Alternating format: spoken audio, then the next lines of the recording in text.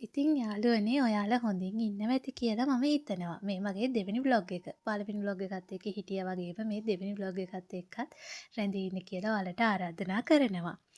මේ පේන්නේ කොයිද කියලා ඔයාලා බලන්න ඇති දන්නේ නැති කෙනෙක් නම්. මං හිතන්නේ මාතර කෙනෙක් නම් මේ තැන නොදැන ඉන්න බෑ.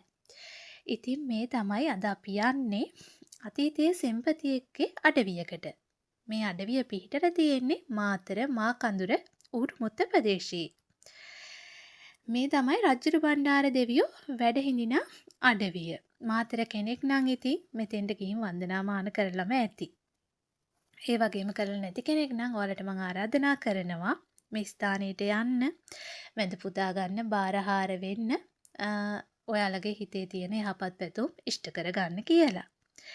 ඉතින් මේ අපි යන මේ මාර්ගය පිහිටලා තියෙන්නේ සුන්දර වනරැබක් මැදින්. ඒ වගේම මේ කිසිම කරදරයක් නැතුව අපිට උඩට ගමන් කරන්න පඩි පෙරවල් පියගැට පෙරවල් තනර තියෙනවා. ඉතින් ඒක නිසා කිසිම කරදරයක් නැතුව අපිට යන්නත් පුළුවන්. ඒ වගේම මේ පිහිටලා තියෙන සුන්දර පරිසරයක ඉතින් මේ වගේම කඳු මුදුනක තමයි මේ රජ්ජුරු බණ්ඩාර අඩවිය පිහිටලා තියෙන්නේ. ඉතින් මේ රජ්ජුරු බණ්ඩාර දේව අඩවිය විශේෂ වන්නේ රජ්ජුරු බණ්ඩාර කුමාරයාට ඔටුනු පැලැන්දපු ස්ථානය තමයි මේ රජ්ජුරු බණ්ඩාර දේවාලය පිහිටා තිබෙන්නේ.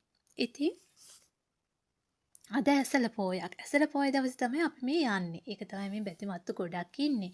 ඉතින් ඒ වගේම ඔයාලට කියන්න ඕනි මතක් කරන්න ඕනි රජ්ජුරු බණ්ඩාර දේවාලය වැඳ පුදා ගන්න එනවනම් ඔයාලා එන්න ඕනි මාස පෝය දිනයක පෝය දවසක වෙන්න ඕනි. ඒ වගේම සෙනසුරාදා දවසක් වෙන්න ඕනි. අනිත් දවස්වලටත් ඇවිල්ලා වැඳ පුදා ගන්න පුළුවන්. ඒත් කපු මහත්තුරු රැඳී සිටින්නේ අර දින ටිකේ තමයි. ඒකෙන් ඒ කියන්නේ බාරහාර ඔප්පු කරන්න, බාරහාර වෙන්න නම් ඉතින් අර මං කියපු පෝය දින ඊරිත සෙනසුරාදා දින තමයි සුදුසු.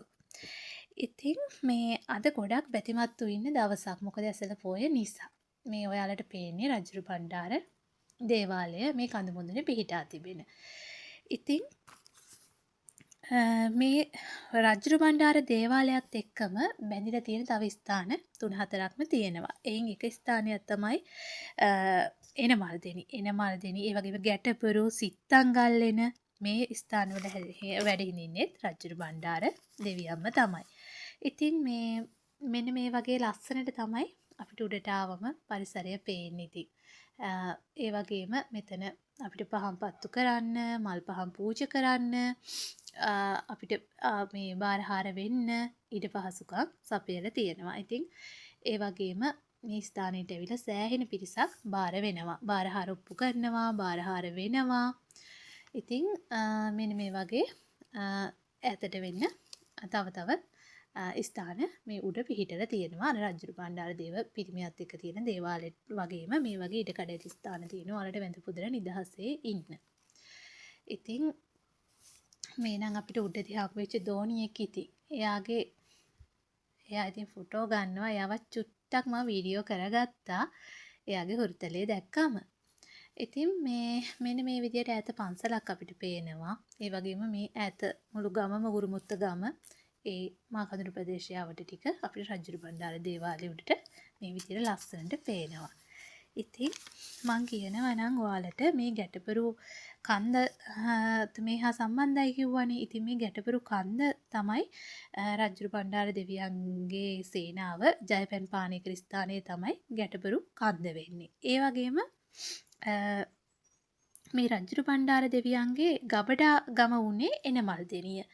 ඒ වගේම එතුමා කඳවුරු බැඳපු ස්ථානය වෙන්නේ සිත්තංගල්ලෙන. ඒකයි මේ හා රජ්ජුරු බණ්ඩාර දේවාලයත් එක්ක මේ ස්ථානත් බැඳී තියෙන්නේ. මං හිතන්නේ වැඩිපුරම අහලා තියෙන්නේ ඔයාලා ගැටපුරු කන්ද වෙන්න ඕනි. ඒකයි මම ඔයාලට මතක් කරේ.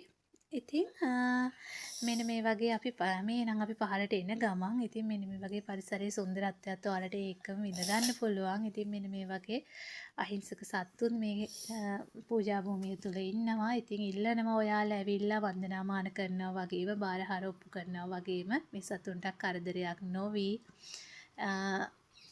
ඔයාලගේ වන්දනාමාන කටයුතු කරගෙන එන්න කියලා. ඉතින් රජ්ජුරු බණ්ඩාර දේවාලයට එනවනම් ඔයාලා එන්න ඕනි මාකඳුරු නගරයට එන්න ඕනි මාකදුර නගරයෙන් ඌරුමුත්ත පාරේ ඇවිල්ලා තමයි රජුරු බණ්ඩාර දේවාලයට යන්න ඕනි. ඉතින් නාමපුවරු නාමපුවරු සවි කරලා තියෙනවා. ඔයාලට මේ දේවාලය හොයාගන්න අමාරු වෙන්නේ නැහැ.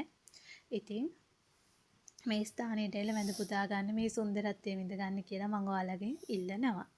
ඔයාලට තෙරුවන් සරණයි. තව යාළුවනේ ඔයාලගෙන් ඉල්ලනවා මාව subscribe කරන්න. ඒ වගේම මගේ vlog බලන්න දිගටම රැඳී සිටින්න කියලා. ඒ වගේම මගේ short videos තියෙනවා. ඒවා බලන්න කියලා ඔයාලට ආරාධනා කරනවා. ඔයාලට බුදු සරණයි. දෙවියන්ගේ පිහිටයි. ඒ වගේම රජුරු බණ්ඩාර දෙවියන්ගේ පිහිටයි. ඉතින් යාළුවනේ පරිස්සමින් ඉන්න.